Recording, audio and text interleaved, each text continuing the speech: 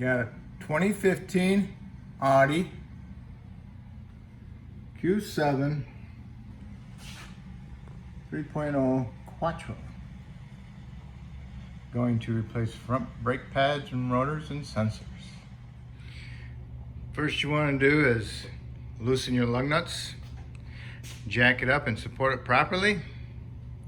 They're not lug nuts, they're wheel studs, actually bolts. And those are 19 millimeter.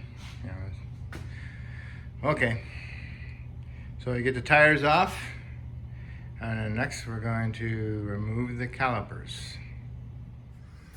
Okay, this one has wear sensors on the pads, so I'm going to replace those too.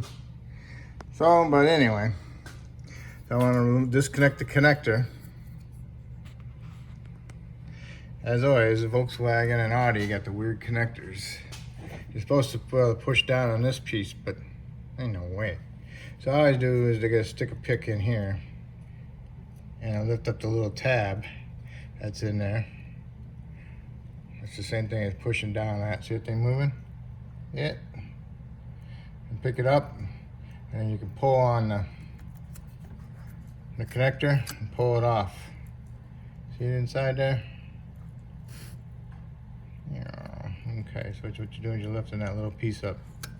Okay. Doesn't matter if I break this one because I'm getting new sensors. Okay. Then you want to break loose the rotor retainer, which is a T50. So you want to take that one out. Okay. Okay, I'll loosen it up. I'll leave it in there just to keep the rotor from falling off and I get the caliper off, so it doesn't land on my feet or damage my floor. Okay. Next, we're going to remove the caliper. I'm going to have to figure that out. But if you're just going to do brake pads, I think you just take off this bolt here, but I don't know for sure yet. And then you remove the pin, and then these things just slide out, pads. But I'm replacing the rotors and the pads. Okay. I'm going to remove the pads first.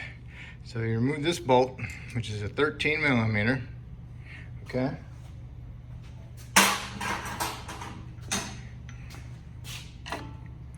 And you take a punch that fits inside the hole where the bolt came out, and you tap it. So you're moving this pin out. And it comes to this spring, it stops when you're tapping it out, okay? What you gotta do is you gotta push the spring down a little bit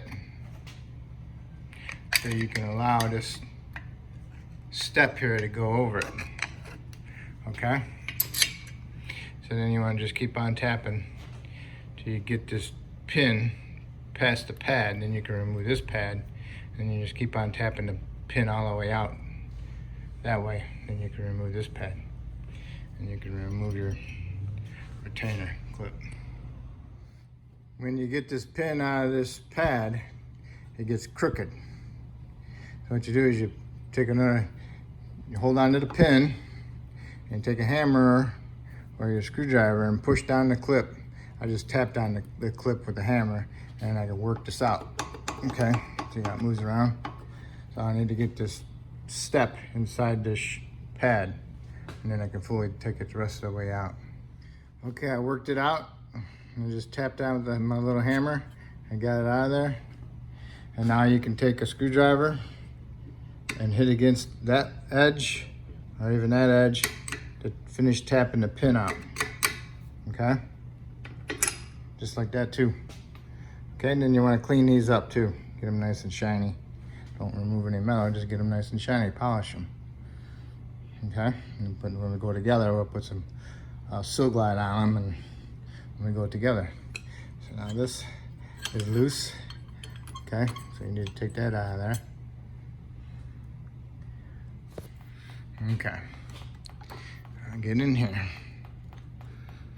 See my piston. Pushing the pistons in, and my fluid's coming out. Okay, it's not going back into the system. Okay. What you want to do is you want to work it evenly, top and bottom. and get them all the way in.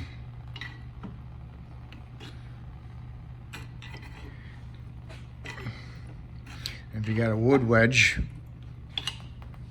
or those wooden shims for construction, you put them in there.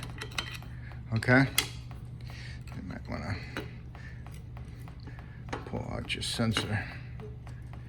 They're gonna come out, so it's not in the way, but the shoe's gonna come out. So, but anyway, I'm gonna stick a wedge in there so I don't, when I push this side in, it doesn't cause these pistons to come out. Okay? Okay, here's my wedge. It's actually a real wedge for cutting trees down. Okay, so now,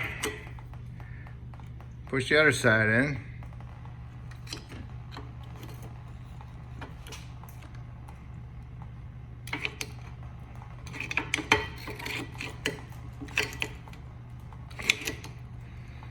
Okay. They're on there pretty good. They're pushed in. Okay. So, I'll turn my screwdriver, give it some wedge in there. Now I can close my bleeder. Okay, because I'm not really restricted to flow of it all the way. I just did it some, so most of those come out the bleeder instead of going into the system.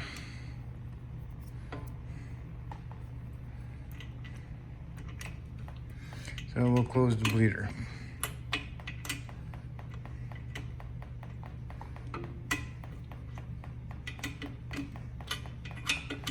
Remember, it will go to the least resistance. If it's open, that's the direction it's gonna go. Okay. So that's all good. I can remove these. All right. See how loose they are?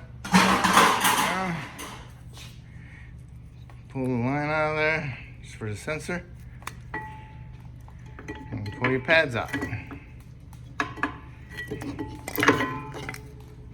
All right. I think they got their money's worth out of this sucker. Look at that. All right. Good thing we got new sensors because they're trashed. When the sensors get worn, they break the circuit. It's a series, you know, goes in a big circle. It breaks it, it opens it up, turns the light on. All right. Now I'm gonna remove the caliper so I can replace my rotor. Hey, I forgot to tell you what size the bleeder was. That was an 11. Okay. Now if you notice, this is a solid metal line. And over here is the flex line, okay? I can take that off now. All right, so when you take the rotor off, you're not gonna get it off unless you twist the brake line, okay? So, but there is a bolt that holds a little bracket on the backside. And that is a T40, okay? So you can take that one out. So now this whole bracket is mobile. So you might want to do that. Little speed sensors from the top, get a little bit more room. Okay, now we can remove the two bolts holding the caliper on. Those are a 21, there's two of them on the backside, or 13/16, which is really tight, okay? Okay, before you unbolt the caliper and let it hang in there, get yourself a bungee cord. When you take the caliper off, stick it up through there, wrap it up around the control arm and down, and find somewhere to secure it up tightly, okay? So this thing's just not hanging on the hose. All right, so now get that off. Now you can remove this piece if the rotor's loose. The rotor's not loose on there, so we're gonna spray some penetrant around it and we're gonna hit it with a hammer. I use a 36 ounce or a 3-pounder sledgehammer, which I like, okay? Okay, I put some penetrant around it. This is my hammer, okay?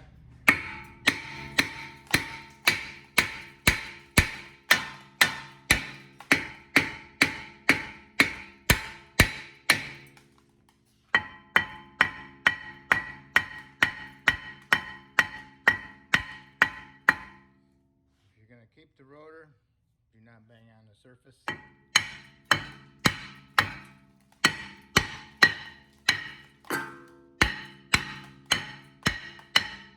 Here is chain changing.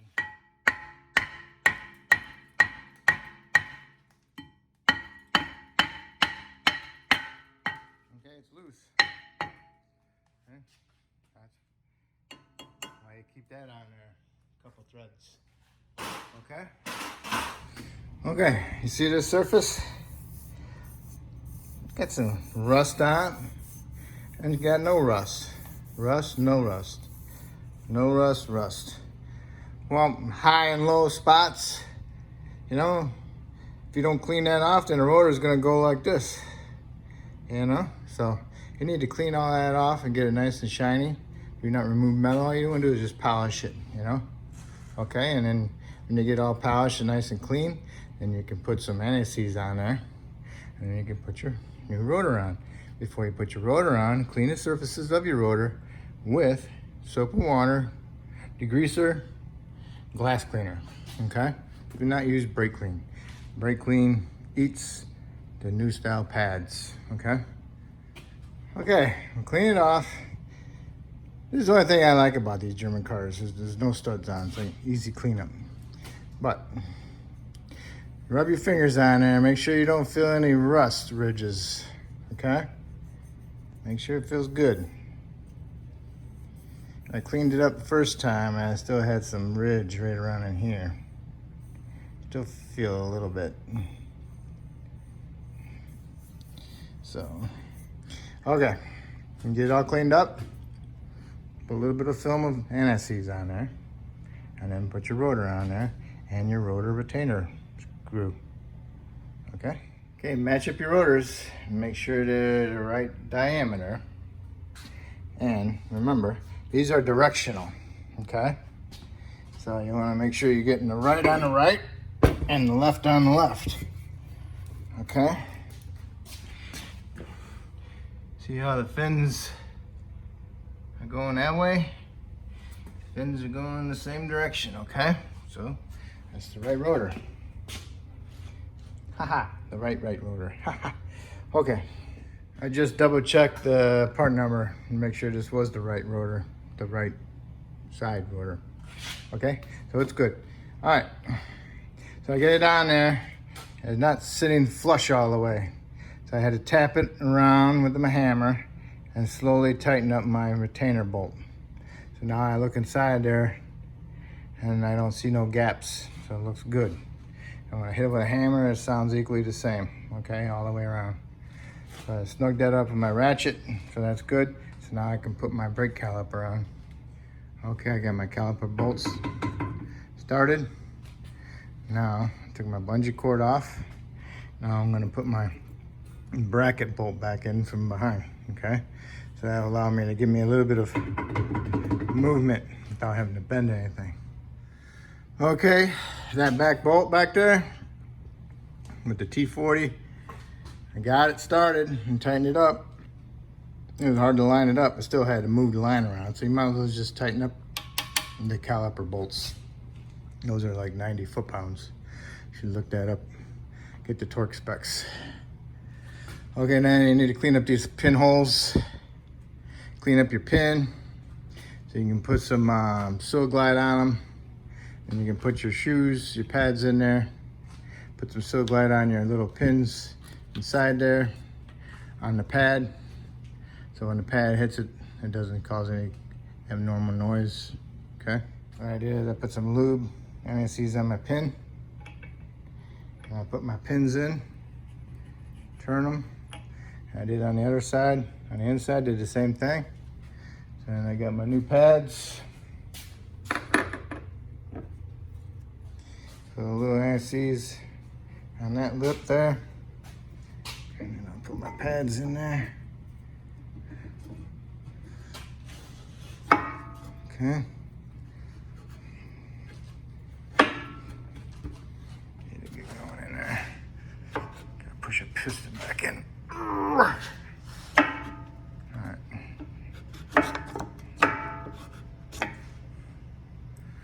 Yep, gotta push that one in. Let's see. That's the middle one. Alright.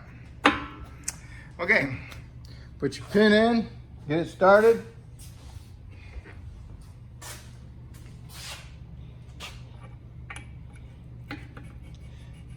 Then you can get your new clip. Where they at? Where they bees? I don't know where they bees. I gotta go find them. Get your clip in there. See how it pushes down. All right. Put it in there, get it on equally on both sides of it. Make sure this is on the bottom because your sensor hole's right there. And then you want to push in on your clip and then push in your pin so it goes into your pad hole. And once it gets started in the pad hole, you can tap it in with your hammer and make sure that these are lined up with that. Flat with the flat, okay? Okay, went right in there.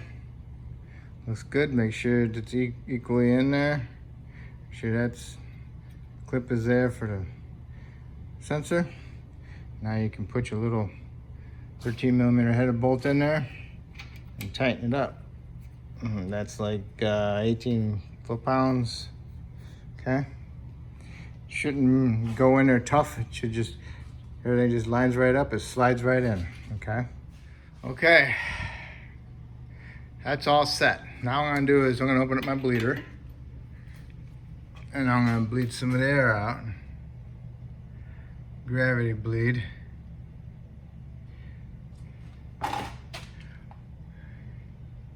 Hopefully it will happen. I'll see it. Dripping. I never really opened the system up, so it shouldn't have any air in it because it always was dripping. I shouldn't have to loosen this one up. See if there's any air in there, but you never know. You might have air in there from somebody else.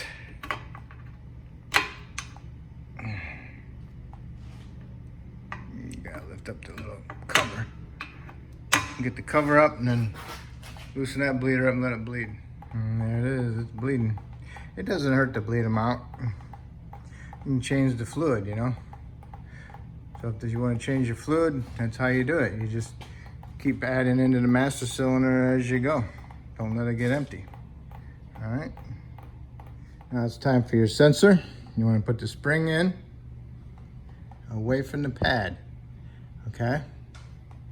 So the fat part goes towards the pad, okay? And then you get that punch you use to punch that pin out, use that to push this in. Punch didn't work, I used a little screwdriver. Got in between the two springs, just like that, and I pushed it in. See the springs in there? The spring, I got in between there and I pushed it in. Boop. Popped right in for both of them, worked really good. Okay, not real big, not real, definitely not small. So, and that worked. And then it goes underneath this bleeder cap. So you route it up there, route it behind the bleeder. Make sure it goes inside that bleeder cap, goes in there, okay? And then just like a dot. And then line up your connector and then plug your connector in. Make sure you hear it click in and then take the wire and put it towards the rotor dust shield, okay? And it's in there, that's all good. It's all tight, it's bled. Got my lines in there, my sensor, brake pad wear sensor. It's in there properly. So, that's all good. Then all you need to do is do the other side. The other side is exactly the same way. Same amount of sensors, everything, okay? You did this side, you can do the other side. All right, so then you wanna do is put your tires back on and then you wanna torque them to, these are 90 foot-pounds. You wanna double check your torque specs. I'm just giving you a ballpark. So that's how you do brakes on your Audi. If I helped you in any way, that'd be great. If you could subscribe to me, that'd be awesome. If you already subscribed to me, that's awesome too. I really appreciate it. And I thank you.